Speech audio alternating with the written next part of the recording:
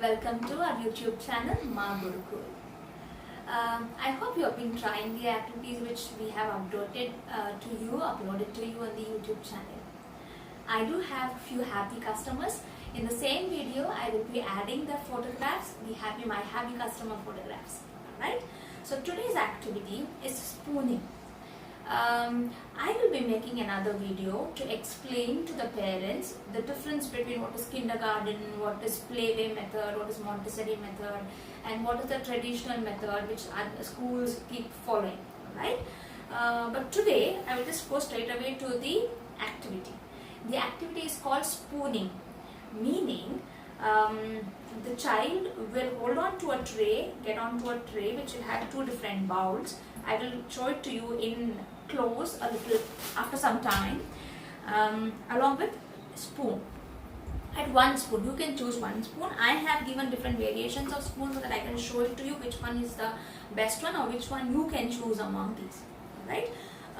So this one, you just have to have a simple tray. Even if you don't have a tray, I would suggest you have a tray so that something which spills around can be easily picked out. Just in case if you don't have a tray, then I would request you to go for the newspaper. Just make sure that you put onto the newspaper and give the two different bowls. One bowl containing grains. You can choose any grains that is available in your kitchen, right? And one spoon. So two bowls, one tray, few grains and a spoon. This is what is required for the spooning activity. Now, how is the spooning activity going to help the children?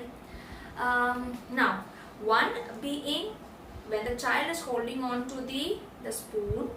So this is the hand coordination, helping in the hand coordination or the fine motor skill. Again, important skill for writing. Remember, wherever these three fingers have been pinched up and hold and where the muscles have been working, it is always for the fine motor skill, or involving them or helping them, strengthening their fine muscles for their graphomotor skills. Alright, so one being fine motor skill, two being visual learning. That meaning they have to focus onto where the grain is, try to pick it up, concentrate, because once they lose onto the consistency here and there, they will drop it outside the bowl. Alright, so concentration, fine motor skill and visual skills. So these three skills are involved in the spooning activity. Alright, I will be showing the spooning activity to you, which will be followed just now after a few minutes. But before that, I would want you to look into the different spoons and which is the best ones to be chosen. Alright. So I have spoon 1. Right, this was my child's baby spoon. Of course, now he's 5 years old. It's a little dirty. I've not got it polished. It's been quite some time. Right, if you can see, the edges are not very sharp. The child will be able to hold it, and it's got a nice scoop inside. So if I try to pick up something, the scoop, inside the scoop, you can see the grains being filled complete, and it's easy for the child to pick it up. Remember, while this child is doing this activity of taking into the spoon, trying and putting it out, he or she will not use the other hand to support the bowl. This will not be done. So this hand will not be used, right? It will be only one spoon. So pick it up in the spoon and try to put it onto the other one. Of course, you can go with different grain sizes. I have shown in the activity a different grain size, so you can go there. The second spoon is this one, which is widely available in all our kitchen. If you see, yes, it doesn't have a good scoop and the edges are a little sharp. Please avoid using this because the children's skin is very, very delicate. It might they might not feel comfortable holding on to this because of the sharp edges. Alright, and even when they're trying to hold on to the spoon, of course we are able to do, I am able to do because I'm a little elderly, but when the child is probably able to do, then it will start falling onto the sides very easily. So I would recommend not to use this spoon.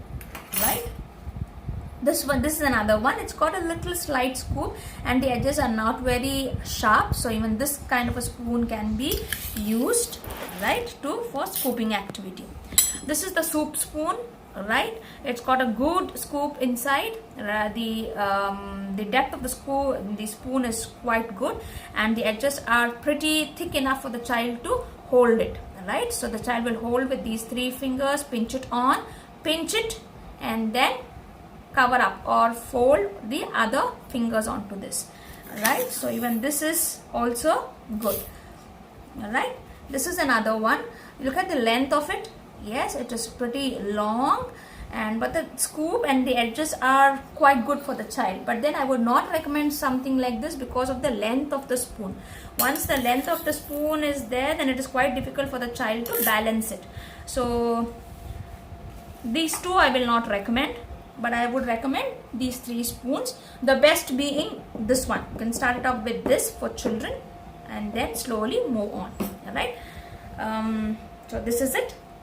Now I will help you, or I will show you the activity, how it has been done.